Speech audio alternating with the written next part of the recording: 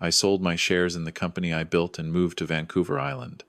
My business partner was taking us public, $40 million IPO, everything we'd worked for. I was 3,000 kilometers away, building a new life in peace. My own kids didn't understand. My son worked for him, called me a quitter. My daughter was the only one who questioned the numbers. Then at his IPO launch party, a forensic accountant stood up and asked one question that unraveled everything. The footage hit LinkedIn. 2 million views in 36 hours. His billion-dollar deal collapsed in real time. 6 hours later, he called, threatening legal action, completely unhinged. Thank you for being here. I really appreciate it. Quick question before we start. Where are you watching from? Leave your location in the comments.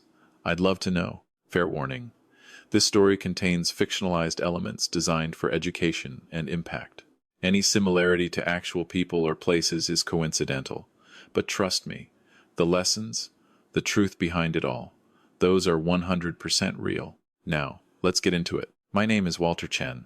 I'm 62 years old, and this is the story of how I learned that loyalty without verification is just another word for blindness. It started in Vancouver, British Columbia, in an office tower that looked impressive from the outside. Cornerstone Technologies, 14th floor, harbor views, glass and steel, and success.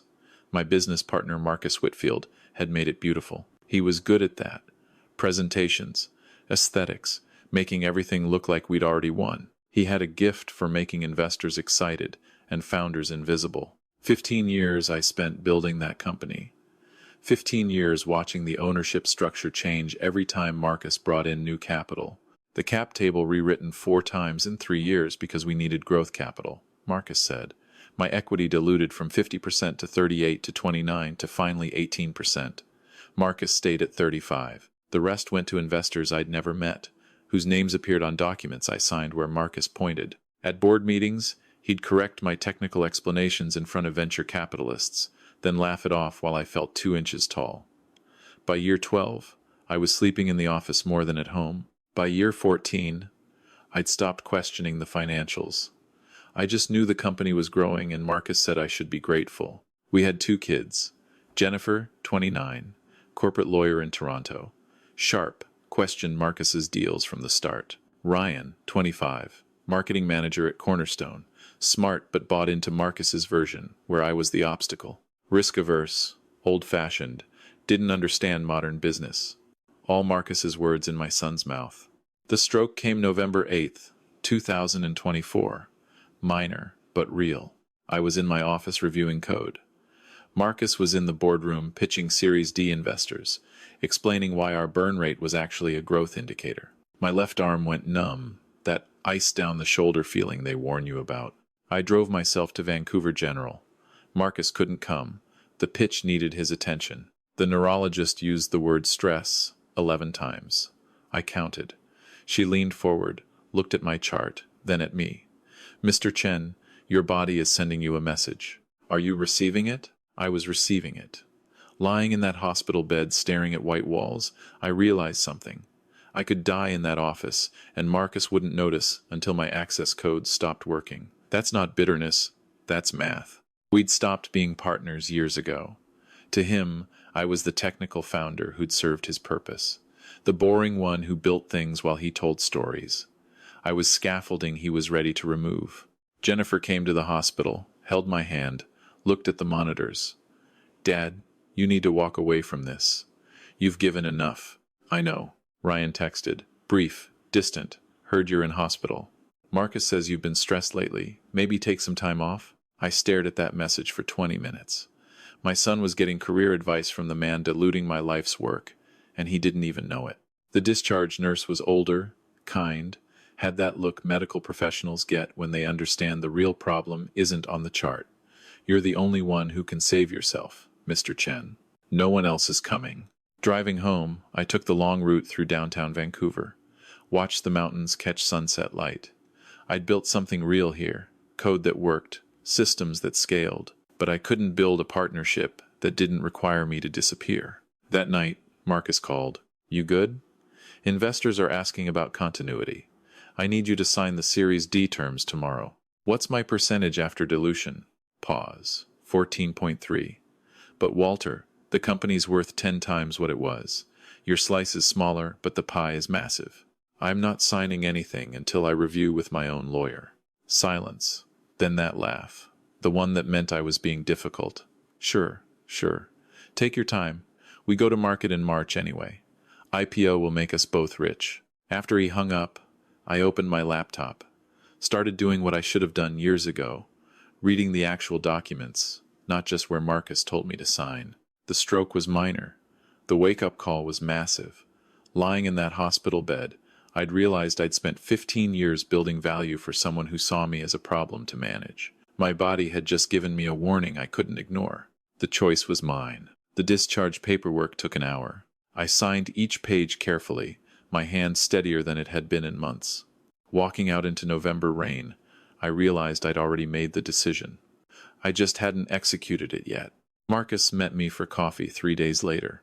Talked the entire time about the IPO roadshow, which banks were competing for the underwriting, how we'd both be set for life. I watched rain streak the windows and knew I was already gone. That night, I opened a spreadsheet and started planning the way I'd planned every product launch. Methodically, quietly, documenting everything. 4 months. That's what I gave myself. November through February. The company documents were stored on SharePoint. I had admin access. Marcus didn't know I maintained. I downloaded everything. Every cap table revision. Every investor agreement. Every board resolution. 847 files total. Organized chronologically. Backed up 3 ways. My equity was supposedly worth $7.2 million at the planned IPO valuation. But the documents told a different story. Marcus had created a secondary share class in 2019, Class B shares with 10x voting rights. He owned all of them. On paper, we were co-founders. In reality, he had absolute control. I found a corporate lawyer in Victoria, Campbell McBride. Sent her everything. She called back in 48 hours. Mr. Chen, some of these transactions may not have been properly disclosed to you. The dilution pattern is aggressive. And this Class B structure, that's governance concern territory. Can I sell my shares? You can. But given what I'm seeing, you might want to wait. If there's fraud here, you'll want different options. I created a holding company, moved my Cornerstone shares into it, set up a trading account to liquidate when the time came. Marcus wouldn't know until I was already out. Victoria real estate was different from Vancouver, quieter. I found a condo in James Bay, walking distance to the harbor, $850,000. Water views. Bought it with company dividends Marcus couldn't block. My post-IPO base, if things went well. My escape, if they didn't. In December, I told Jennifer over video call. Laid out everything, the documents, the dilution pattern, the Class B shares. She listened, then opened her own laptop. Dad, I've been looking into Marcus for a year, ever since Ryan started idolizing him. There's more wrong here than you found. She shared her screen.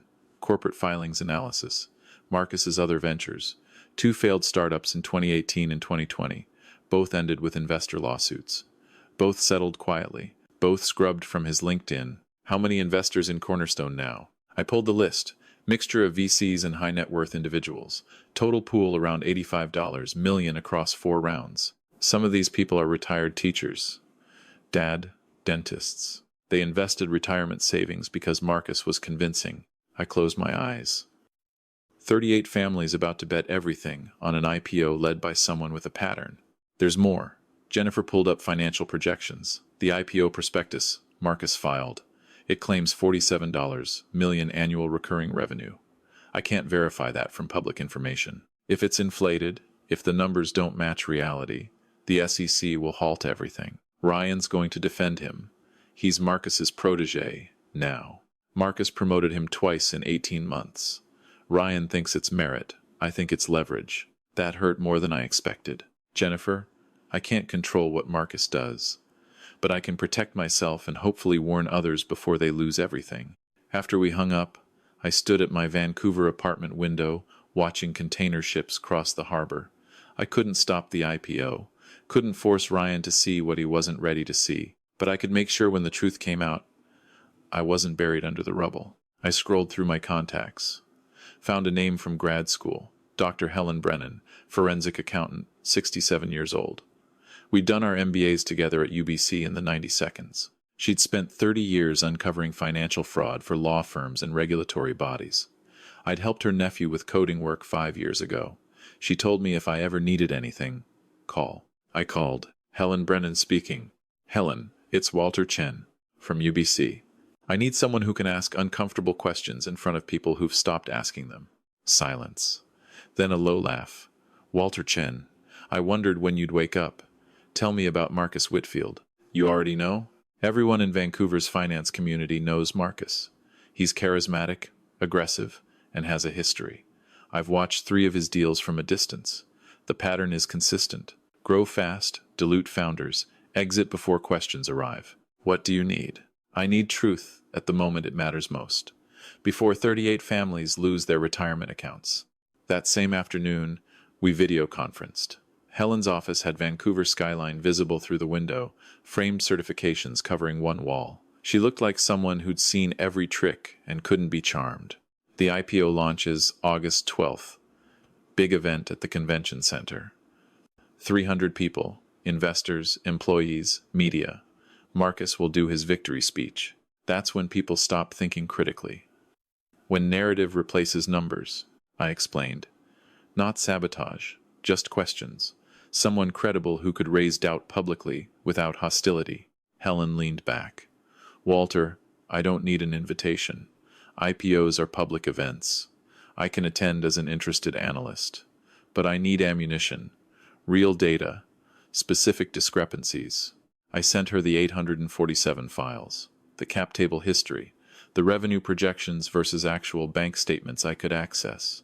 Jennifer's analysis of Marcus's past ventures. Helen spent 2 weeks analyzing everything, called back on Christmas Eve. Walter, your revenue numbers are inflated by 40%. Marcus is counting contract signings as revenue before services are delivered. That's accounting fraud. The actual ARR is $28 million, not $47 million. The IPO is priced on fiction. Can you prove it? I can ask questions that force him to either lie publicly or admit the discrepancy. Either way, the deal falls apart. There's more. 3 of your major investors are actually Marcus's personal contacts who invested on verbal promises that contradict the written terms. They think they're getting 12% returns. The documents say 6. They haven't read what they signed. My chest tightened. How many people are about to get hurt? Everyone except Marcus. He structured this so he cashes out $23 million immediately. Everyone else is locked up for 6 months. If the stock collapses in that window, he walks away clean. After we hung up, I felt something I hadn't felt in years. Clarity. This wasn't about revenge. It was about 38 families and 60 employees who deserved to know what they were betting on. 5 days later, my phone rang while I was packing boxes. Vancouver evening, rain on the windows, city lights reflecting on wet streets. Ryan's name stopped me cold. First call since Christmas. Dad. Formal? Distant? Like I was someone he barely remembered. Ryan, I'm calling because I think you should know. I'm giving the employee address at the IPO launch. Marcus asked me personally. It's a big opportunity. I set down the box I was holding. Jennifer mentioned that. He's an incredible leader, Dad. Visionary. The company's about to explode. He's built something revolutionary. We built it, Ryan. 15 years. I wrote most of the core code. Silence. Then defensive. Yeah, but Marcus scaled it, made it commercial. You were always too focused on perfection. He focuses on results. I gripped the window frame. Ryan, I'm glad you're excited about your career. Just promise me something. What? You're good at marketing because you verify claims. Check data. Don't stop doing that because someone's charming. Pause. What's that supposed to mean? Successful people aren't always what they appear. Read the prospectus. Actually read it. Compare the claims to what you can verify internally. Now I don't need career advice, Dad. Marcus has been honest with me. More honest than you were about why you're bailing. I'm not bailing. I'm protecting myself. From what? From success? From finally making real money? From being the last one holding an empty bag when reality shows up? The line went dead. I stood watching rain turn city lights into watercolor streaks. My boxes were half packed. My son thought I was the problem. And somewhere in an office tower, Marcus was rehearsing a speech that would convince 300 people to bet everything on numbers that didn't exist. Jennifer texted. "He called you?" "Yeah." "I'm sorry, Dad. He'll understand eventually. Or he won't. Either way, I have to live with myself." 3 weeks later, Helen had her strategy finalized. I'd moved to Victoria by then, signed the closing papers on my James Bay condo, watched ferries cross the strait. 3,000 kilometers might as well have been another planet. But I was still a shareholder. I still had standing. And Helen had questions that deserved answers. February 28th, 2025, moving day. While Marcus celebrated closing the IPO funding round in Vancouver, I was having morning coffee in Victoria watching eagles circle the harbor. Jennifer sent updates throughout their celebration. Her evening, my afternoon. Different worlds. 4:15 p.m. Vancouver, 4:15 p.m. Victoria. Marcus just announced August 12th for the public offering. He's positioning it as the biggest BC tech exit since Shopify. Everyone's celebrating. 4:47 p.m. Ryan gave a toast about Marcus's leadership, transforming his understanding of business. "Didn't mention you once, Dad. I'm sorry." 5:23 p.m. Helen Brennan just registered to attend the IPO launch as an independent financial analyst. Marcus's team confirmed her credentials. She's in. The months between February and August moved like physics, predictable but unstoppable. I established my Victoria routine. Swimming at the aquatic center, breakfast at Murchie's on Government Street, afternoons coding personal projects. My blood pressure dropped to 118/74. I slept 7 hours a night, lost 20 pounds without trying. My portfolio was separate from Cornerstone now. Diversified, $890,000 in index funds and bonds, generating $52,000 annually. My Victoria expenses ran $4,100 monthly. The math worked, even if the IPO collapsed. Jennifer called every Sunday. Thriving in Toronto, 2 new clients. Ryan hadn't spoken to her in 3 months. She said he was all in on Marcus's vision. I gave him space, kept the door open. That summer, Marcus's PR machine accelerated. LinkedIn posts about visionary leadership, podcast interviews about scaling culture, magazine profiles. He looked like the next success story. Nobody was asking about the numbers underneath. Helen tracked everything, sent me screenshots. He's building a narrative that's 60% aspiration, 40% fiction. The IPO prospectus went live July 15th. I've filed 7 questions with the underwriters about revenue recognition. They're required to respond before the offering. Will they? Not if Marcus can avoid it. But I'll ask them publicly. That's different. July 28th, 2 weeks before the launch. While Marcus and Ryan rehearsed presentations in Vancouver, I was having breakfast in Victoria. Riley sent me Marcus's Instagram story, photos of the convention center being set up. History in the making, with rocket emojis. My phone rang. 7:30 a.m. Victoria time. Jennifer, whispering from her Toronto apartment. "Dad, Helen just sent me her full analysis. It's worse than we thought. Marcus's personal expenses, travel, car lease, they're all running through company accounts. He's been paying himself $680,000 annually while telling investors he takes $200K. The difference is buried in operating costs.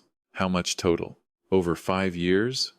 $2.4 million undisclosed compensation. That's fraud, Dad. Clear, prosecutable fraud. The IPO is in 2 weeks. I know. Helen's questions are ready. She's going to ask about revenue recognition, founder compensation, and investor term discrepancies. She won't accuse. She'll just ask for clarification. In front of 300 people in media, Ryan's going to be devastated. I know. I'm flying out there. I'll be at the event. I'll handle him after.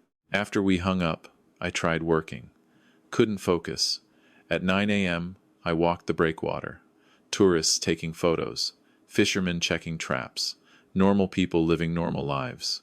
While 3,000 kilometers away, my son was about to watch his mentor exposed as a fraud. Guilt surfaced in the ocean breeze. Was this about protecting investors or punishing Marcus? Honest answer, both maybe, but also 38 families betting retirement money, 60 employees whose stock options would be worthless. Ryan, whose career would be linked to a scandal. This wasn't revenge. It was mathematics. Numbers don't lie. They just wait to be read. August 12th, 2025 arrived. Jennifer sent photos throughout, Marcus in designer suit, Ryan proud beside him, 300 guests witnessing the victory. The presentation went smoothly. Growth charts, market opportunity, vision for the future. Then came the Q&A session, questions from investors and analysts. 6:14 p.m. Vancouver time, 6:14 p.m. Victoria time. I was awake, but I wasn't watching live stream. Jennifer would tell me later. Right now, at a convention center in Vancouver, Dr. Helen Brennan was standing up with a microphone in her hand. But first, Ryan spoke. Jennifer sent me the video afterward. My son stood on stage, emotional, sincere, proud. Marcus Whitfield represents everything I aspire to become as a business leader. In 3 years working for him, I've learned more than any MBA could teach. He's shown me what real vision looks like. Confidence, execution, results. This IPO isn't just about financial success. It's about proving that BC can build world-class technology companies. To Marcus and the entire Cornerstone team, thank you for letting me be part of something historic. Applause. Cameras flashing. Marcus nodded, satisfied. When I watched it later, my chest ached for my son's innocence. And that's when a 67-year-old woman most people didn't recognize raised her hand during the Q&A session. What you're about to hear is the moment everything changed. Comment below. Have you ever watched someone's careful lies unravel in real time? Because that's exactly what happened next. My son stood there praising a fraud. 300 people were about to learn why. Quick note, what follows includes dramatized elements for storytelling impact. If that's not for you, feel free to stop here. But if you want the truth behind the facade, keep watching. The moderator, checking his list, nodded to the back. Yes, Dr. Brennan, you had a question? A ripple of curiosity. Heads turned. Helen rose from her seat near the media section, approached the standing microphone with measured authority. Impeccable navy blazer, reading glasses, the presence of someone who'd spent 30 years in boardrooms and courtrooms. She held her portfolio, let silence settle, professional technique. The room's attention locked onto her. Thank you. My name is Dr. Helen Brennan. I'm a forensic accountant with 30 years of experience analyzing public offerings. I've reviewed your S1 prospectus with great interest. I wanted to ask some clarifying questions that I believe potential investors deserve answers to. Marcus's expression shifted, still smiling but alert. Your prospectus claims $47 million in annual recurring revenue. However, based on standard accounting principles, approximately $19 million of that appears to be contracted but not yet delivered services.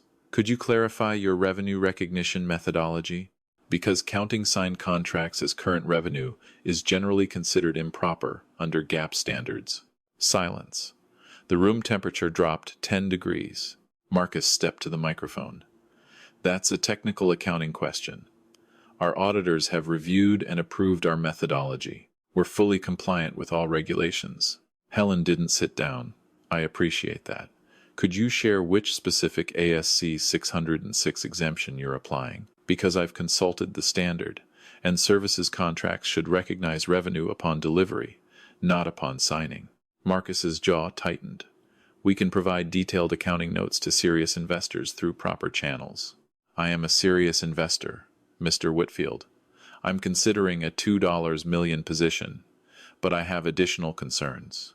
Your prospectus lists founder compensation at $200,000 annually. However, corporate expense records suggest actual compensation exceeds $680,000 when including travel, vehicle, and consulting fees paid to entities you control. That's a $2.4 million discrepancy over 5 years. Could you clarify the difference? The room erupted. Phones emerged. Investors began typing. Reporters leaned forward. Those are operational expenses, not compensation. They're properly categorized. Helen continued, voice calm, devastating. I've also spoken with 3 of your major investors who believe they negotiated 12% preferred returns. The actual subscription agreements specify 6%. That's a material misrepresentation. Were these investors provided the correct terms before signing? Marcus's face went crimson. He moved toward the edge of the stage. Those are private agreements. This is neither the time nor place for. This is exactly the time and place, Mr. Whitfield. Before 300 people commit capital based on a prospectus that appears to contain material inaccuracies. I notice your co-founder, Walter Chen, is no longer with the company. Did he review these final numbers? Did he approve this revenue methodology? Ryan's face, visible in the live stream Jennifer sent later, went pale. Walter sold his shares. He's no longer involved in strategic decisions. Helen looked directly at the audience. For anyone considering investing, I'd recommend requesting audited financials that reconcile these discrepancies before committing funds. I'd also recommend reviewing Mr. Whitfield's previous ventures, specifically the 2018 and 2020 investor lawsuits that were settled under confidentiality agreements. She closed her portfolio, adjusted her glasses. To the potential investors in this room, due diligence isn't optional. It's your fiduciary responsibility. These questions deserve clear answers before you risk your capital. Thank you. She sat down. The room exploded. Investors stood. Reporters rushed toward Marcus. The underwriters huddled in urgent conversation. Camera phones recorded everything. Marcus tried to continue. Those allegations are baseless. We have full documentation. This woman is clearly working with my disgruntled ex-partner. Helen's voice, calm, cut through. I'm not working with anyone, Mr. Whitfield. I'm asking questions any competent analyst would ask. The fact that you're responding with accusations rather than answers tells us everything we need to know. The moderator called for order. The event dissolved into chaos. Marcus left the stage. Ryan stood frozen. Jennifer moved toward him through the crowd. My phone rang at 8:47 p.m. Victoria time. I stared at Marcus's name for 4 rings. Answered, his voice, shaking with rage, barely controlled. You did this. You planted that woman. You sabotaged everything we built. I let him finish. The accusations, the threats, the betrayal. When he finally ran out of words, I spoke quietly. Marcus, I'm sitting on my balcony in Victoria. It's a beautiful evening. I don't know Dr. Brennan personally, but maybe someone finally asked the questions you should have answered years ago. The questions I should have asked before signing away half my life's work. Silence. Then, a sound, half rage, half desperation. You'll hear from my lawyers. This isn't over. The line went dead. I set the phone down and looked out at the harbor, lights reflecting on dark water. 3,000 kilometers away, his perfect exit was unraveling, and I felt nothing but relief that I wasn't standing in the blast radius. I didn't watch the full video until the next morning. By then, it had 380,000 views on LinkedIn. 24 hours later, 2 million. The business world never forgets, and it never forgives fraud. I woke at 7 a.m. Victoria time on August 13th. Messages from Jennifer were waiting. It's everywhere. LinkedIn, Twitter, business news. Everyone's covering it. Current views 1.2 million and climbing. I opened the link she sent. Video posted by a tech reporter. Caption: IPO disaster. Forensic accountant destroys founder's claims with receipts. The video, Helen's entire exchange, audio perfectly clear, thanks to the venue microphones. 4 minutes 38 seconds. View count updating in real time. The comments were exploding. The way she said material misrepresentation while making direct eye contact. Imagine having to cancel your IPO in real time. This is what due diligence looks like. The co-founder's son's face at 3:15 when he realizes his mentor is a fraud. Someone get this woman a medal for protecting retail investors. By noon Victoria time, 1.8 million views. By evening, 2 million. Compilation videos appeared. Business podcasts analyzing the forensics. Legal experts weighing in. Ryan's proud speech cut against Helen's questions became a viral meme about blind loyalty. News coverage multiplied. Vancouver business blogs. National financial media. The underwriters withdrew. The offering was cancelled. Securities regulators opened investigations. Jennifer kept me updated on the fallout. Within 24 hours, the BC Securities Commission launched a formal investigation. Fraud examination. All company accounts frozen pending review. The investor group emergency meeting. 3 already filed civil suits. Marcus's lawyers issued a denial statement. Too late. Everything was archived everywhere. Within 48 hours, Cornerstone's operations seized, employees locked out, payroll suspended. Marcus's personal assets, court order freezing them pending investigation. His LinkedIn deleted, his Twitter private, but screenshots lived forever. Jennifer tracked Ryan's situation too. He'd been placed on administrative leave from Cornerstone, which was now essentially defunct. His LinkedIn was flooded with recruiter messages, but also questions about his judgment. His association with Marcus was public, viral, permanent. Ryan's response, he called Jennifer, broke down, asked if Dad knew this was coming. Jennifer's response, Dad moved to Victoria to protect himself. Helen Brennan acted independently. But yes, Dad knew the numbers didn't work. He tried to warn you. August 15th, Ryan called me, his voice completely different. Small, shaking. Dad. Ryan. The company's done. Federal investigation. Criminal charges probable. My boss, the man I called a mentor, might go to prison. And I stood on stage and praised him. In front of 300 people. It's on video. Forever.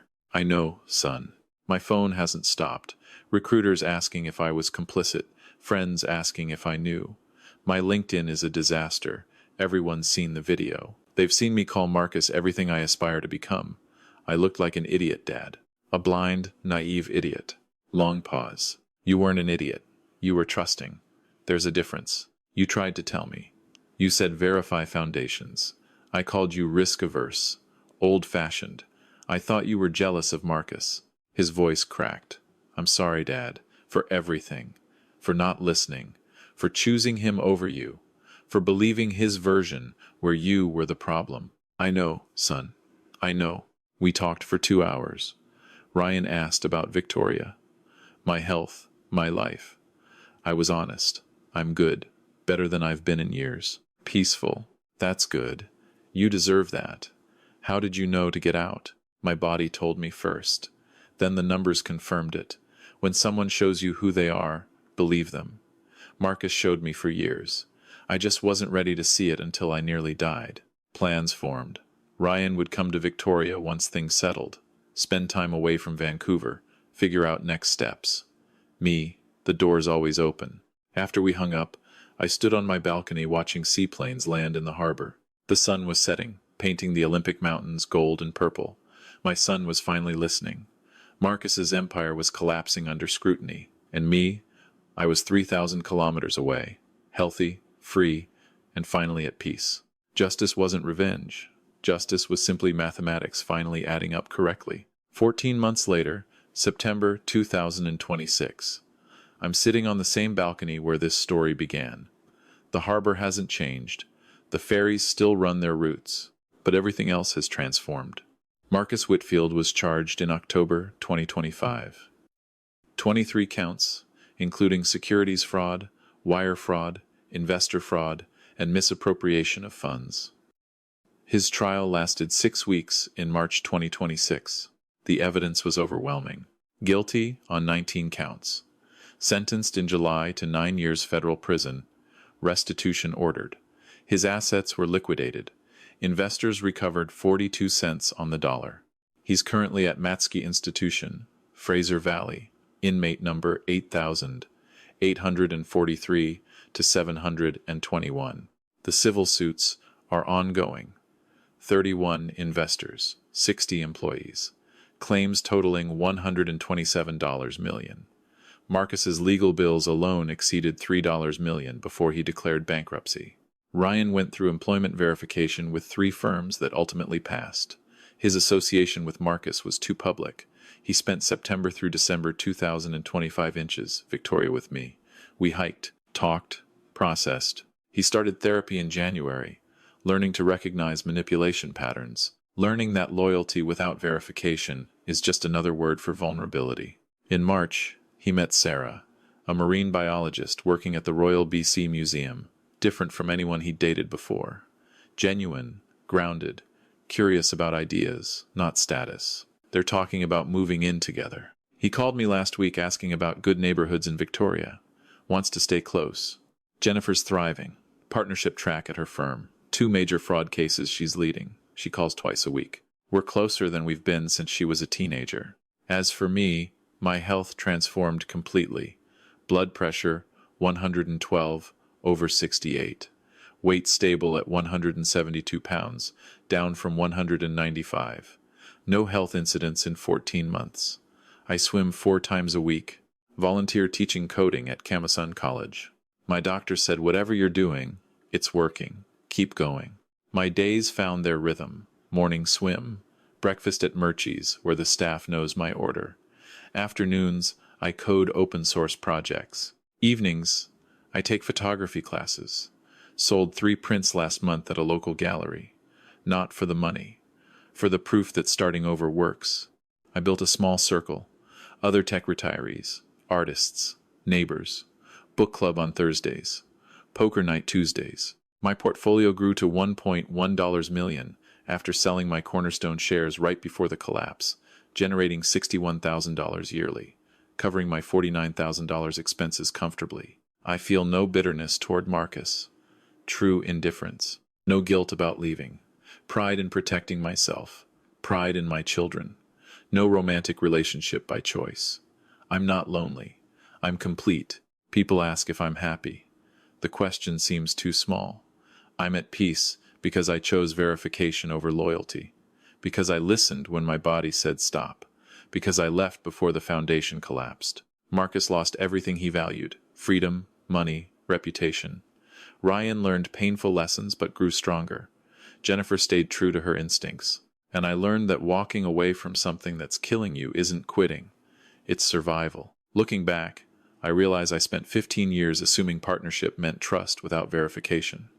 I was wrong. In business, in relationships, in life. Trust is earned through transparency and confirmed through evidence. When someone shows you who they are through their actions, through their patterns, through the math that doesn't add up, believe them. Don't be like I was. Don't wait for a stroke to hear what your instincts already know. Don't waste years hoping character will magically improve. It won't. People don't change. They just get better at hiding who they've always been. The lesson I learned too late. Verification isn't cynicism, it's wisdom. Whether it's a business partner, a family member, or a financial opportunity, read the actual documents. Do the actual math. Compare what they say to what they do. Public records don't lie. Patterns don't lie. Your body's warnings don't lie. Listen to them. These grandfather stories aren't just entertainment. They're warnings wrapped in narrative. Each one carries lessons I paid for with years of my life, with my health, with relationships. That's why these stories matter. Their wisdom our generation earned the hard way, so yours doesn't have to. If this resonated with you, leave a comment. Share it with someone who needs to hear it. Subscribe for more grandfather stories that challenge and transform. Thank you for staying until the end. I see you. Quick note, upcoming stories may contain fictionalized elements for educational purposes. If that's not for you, explore other content. But if you're ready for more truth and lessons, I'll see you in the next one.